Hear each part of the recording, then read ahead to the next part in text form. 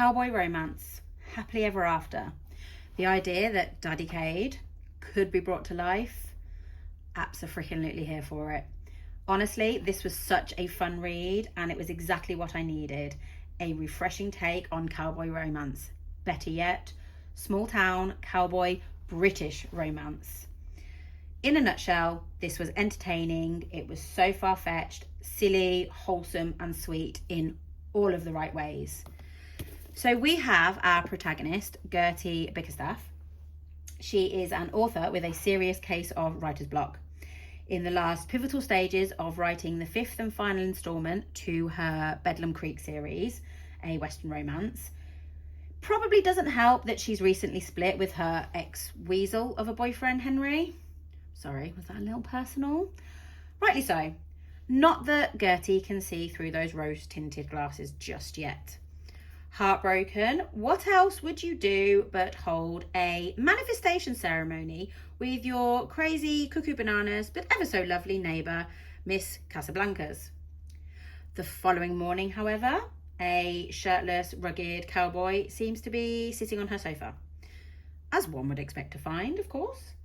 Naturally, she assumes this is some elaborate stunt from her agent to get her writing again. But when she learns that it is in fact the actual villain from her book, and he himself is as bewildered by this as she is, the joke doesn't seem so funny anymore.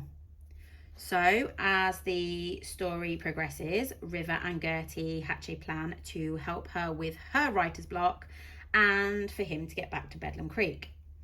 But, as with any romance, no matter how far-fetched, little do they know what's staring them right in the face.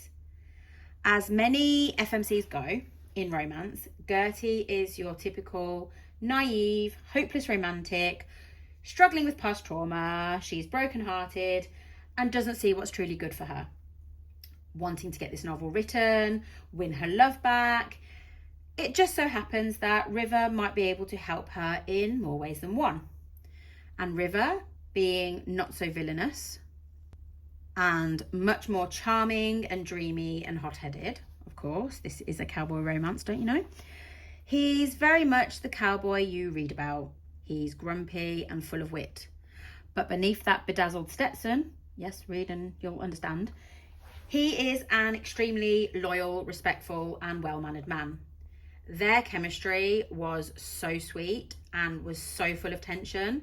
It developed so naturally across the page, and whilst you were rooting for them along the way, by the end, I can't believe I'm about to say this, I was a little disappointed that Gertie and River got their happily ever after.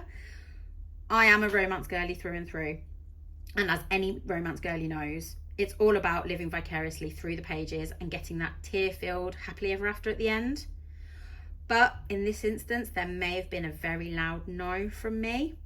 I know, I'm doing my girls a dishonour here, but I think it would have worked so well had it not tied up so neatly and perfectly at the end.